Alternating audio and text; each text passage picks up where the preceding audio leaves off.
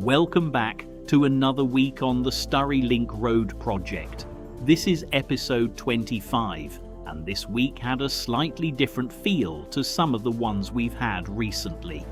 The pace at the start was a little slower, but that didn't mean things had stopped. In fact, a lot of the work this week was about getting different areas ready for the next stages, making sure excavations were right, drainage was progressing, water was being managed, and everything was properly prepared before moving on. Over on Platform B, work continued around the pier foundations, with excavation, pile cropping and preparation carrying on inside the cofferdams. North of the railway, the big change was the amount of stone starting to come in. After all the excavation we followed over the last couple of weeks, this area is now beginning to move into the build-up phase, with drainage and different layers of material starting to go down. At the southern end of the scheme, the drainage works also moved on again. Excavations deepened, trench boxes were brought into use, and some of the buried drainage structures we've been talking about finally started to appear. There were also a few moments this week where the weather decided to make life a bit more difficult, with water becoming an issue in places and some work having to adapt around that. But by the second half of the week, things really started to pick up. The piling rig was back in action on Platform D. Another major lift took place over on Platform B, and one of the biggest milestones we've been waiting for at the south abutment finally happened. So while this might not have been the busiest week from start to finish, it ended up being one of those episodes where a lot of different pieces started coming together at once. And as always, we'll take it area by area, follow the progress properly, and finish with a low flight through the works to see just how much has changed. Welcome to episode 25. Let's get into it.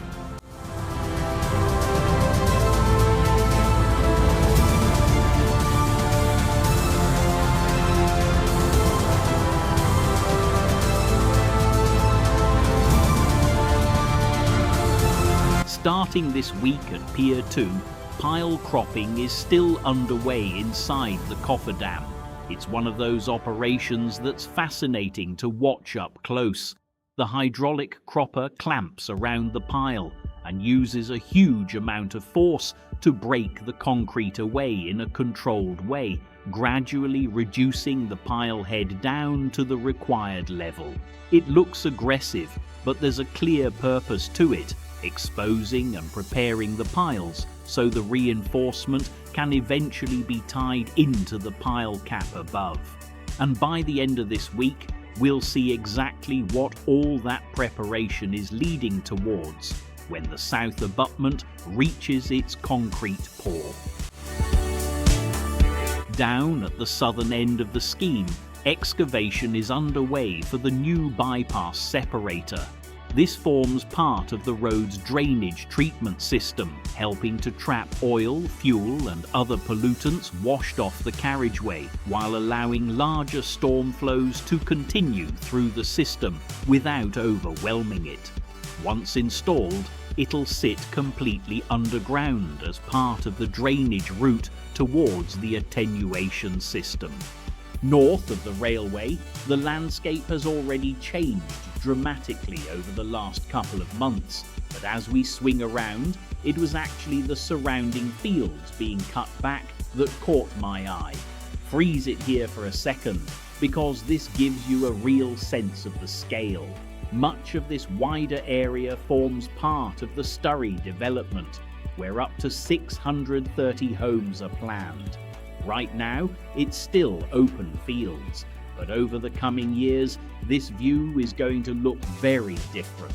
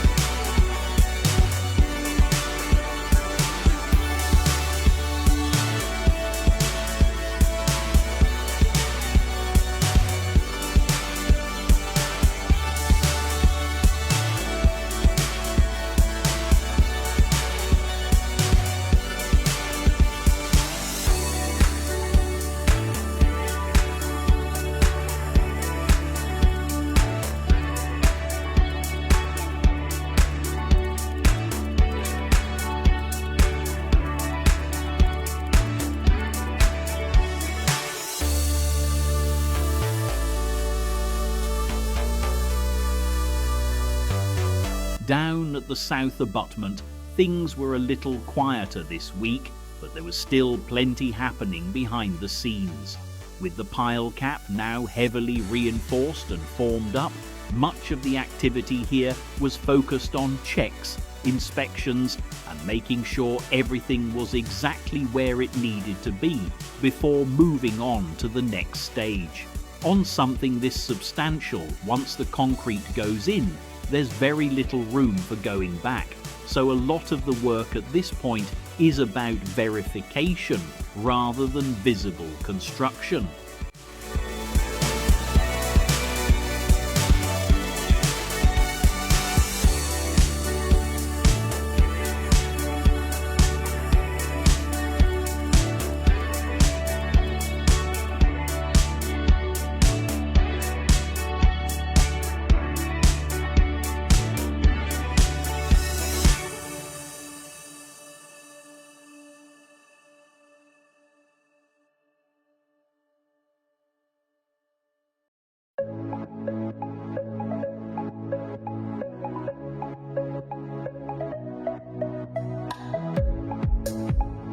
As the weather turned this week, water started creeping back into some of the cofferdams, giving the teams another problem to manage. But there was a useful side to it as well. Where suitable and properly managed, construction site water can be treated and reused for jobs such as dust suppression, rather than drawing additional water from elsewhere. Environment Agency guidance allows this in certain circumstances, subject to pollution control conditions. So while the rain wasn't exactly welcome, at least some of that water could potentially be put back to work around the site.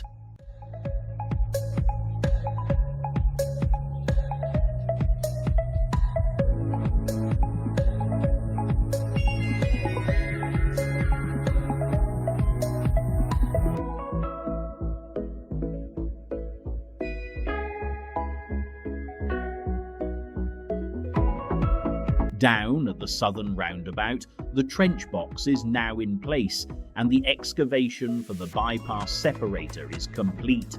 Concrete is being transferred from the wagon into the excavator bucket, then placed into the bottom of the excavation to form the base that the separator will eventually sit on. Nearby, another excavation has also started for a smaller attenuation tank, using the same type of modular storage system being installed in the center of the roundabout. And keep an eye on this area, because by the end of the week, it's going to look very different.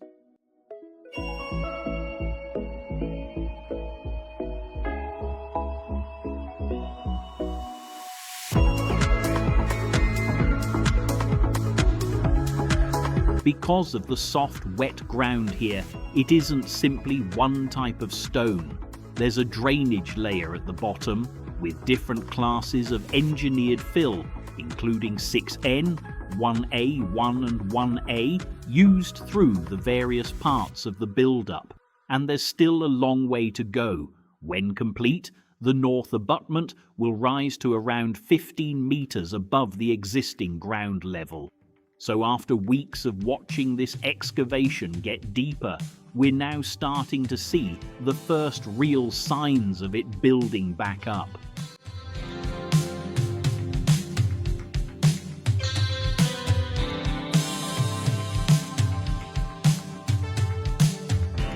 Another piece of the drainage jigsaw goes into place here as the bypass separator is brought across by the 360 and carefully lowered into the excavation.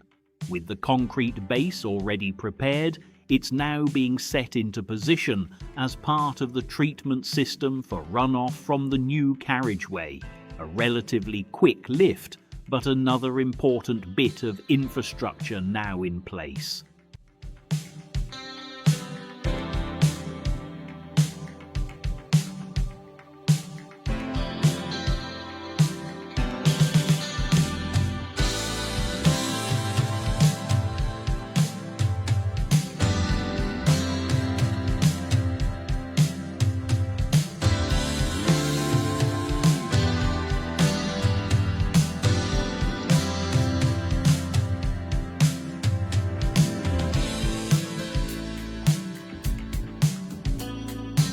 In the centre of the new roundabout, another part of the drainage system is starting to take shape. The membrane has been laid out first, and these black modular crates are now being assembled to form the underground attenuation tank. Looking at the drainage drawing, you can also see the main drainage connections running into and through this central area, feeding surface water into the storage system. The crates create a large void beneath the roundabout, allowing storm water to be temporarily held before it continues through the drainage network at a controlled rate.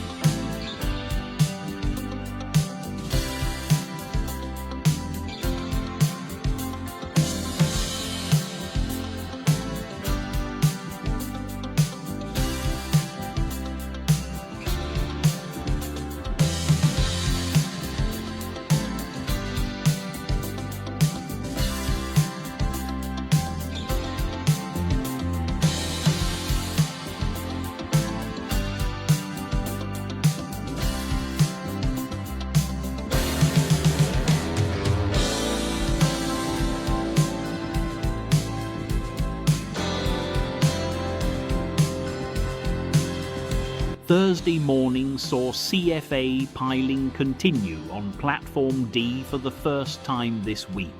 These piles were drilling down to 29 metres, so there was plenty of work going on beneath the surface. And judging by the colour of that aggregate arriving on the tipper, it looks like north of the railway might have briefly lost one of its loads to Platform D. By the afternoon, though, the piling crew had stopped again. We'll come back here shortly because later on we get a much closer look at one of those reinforcement cages going in.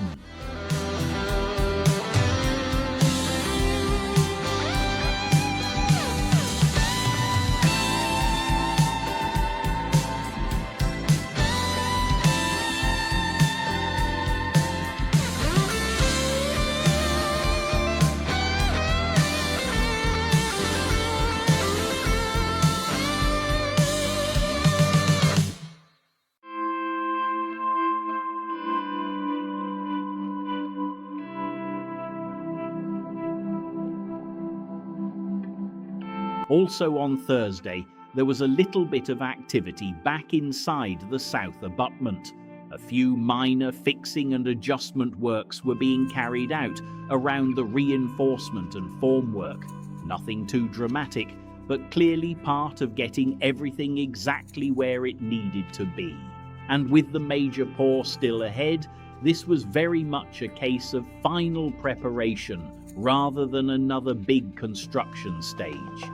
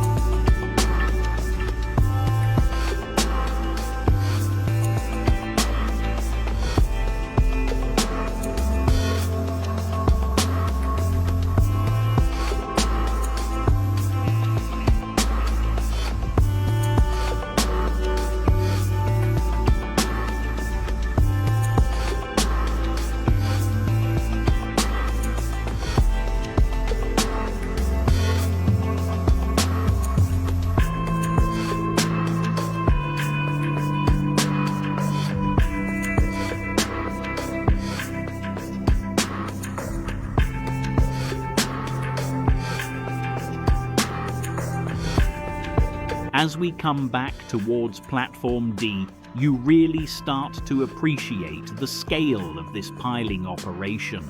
These piles are being drilled down to around 29 metres, and in the time lapse, you can see just how much auger has to disappear into the ground to get there. Then, when the reinforcement cage comes alongside it, the difference in scale really stands out.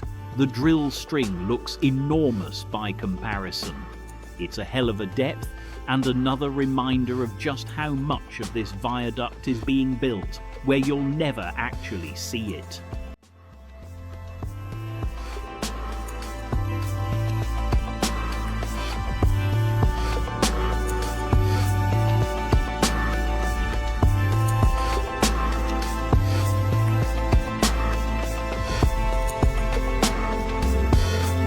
From Platform B, you can really see why this temporary pedestrian bridge is needed. Without it, getting from the main compound across to these work areas means a much longer route around the site, and over the last 7 months, that has inevitably meant time spent simply travelling between different parts of the scheme. So this is a pretty practical solution, giving the workforce a much more direct pedestrian link between the compound and the platforms. And then comes the impressive bit.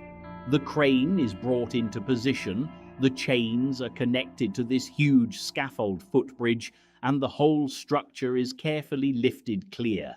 Watching something this size leave the ground in one piece is quite a sight. Then, inch by inch, it's swung across and lowered into its new position. A temporary structure, but one that should make day-to-day movement around the site much easier.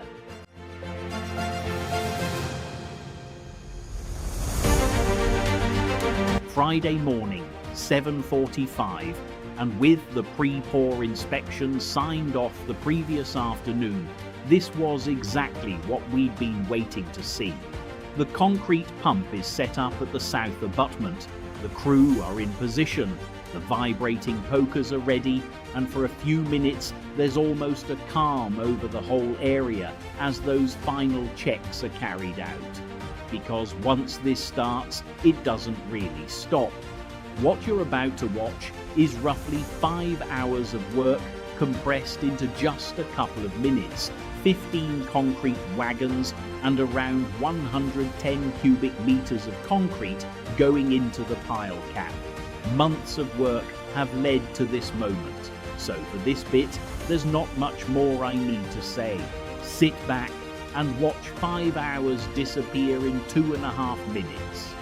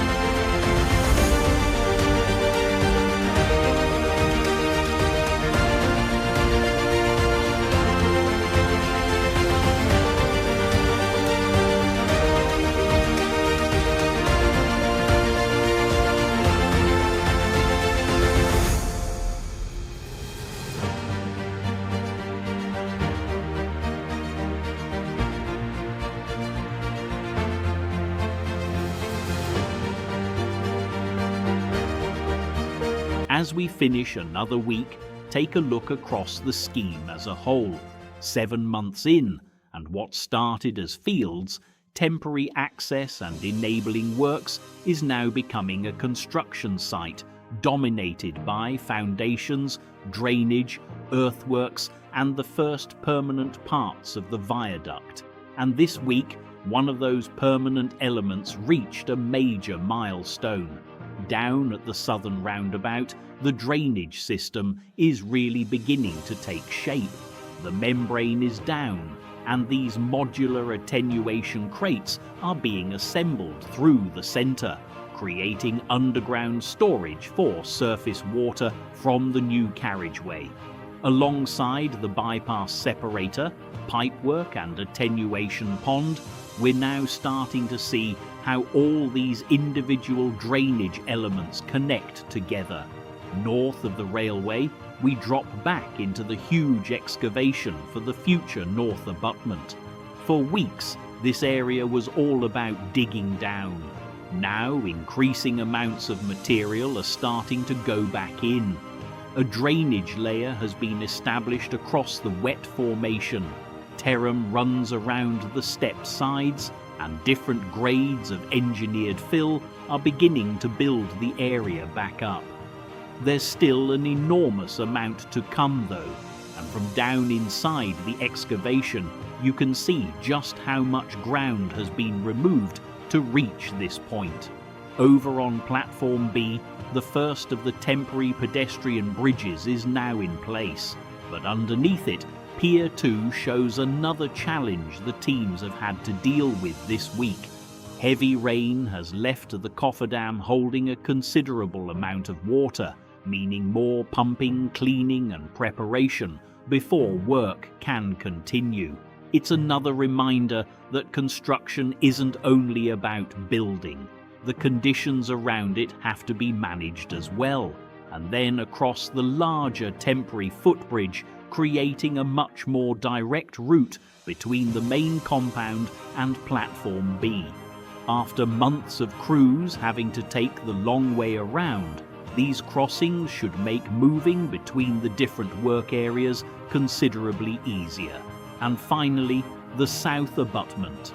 On Friday, 15 concrete wagons delivered around 110 cubic metres of concrete into the pile cap. But this moment started long before Friday morning.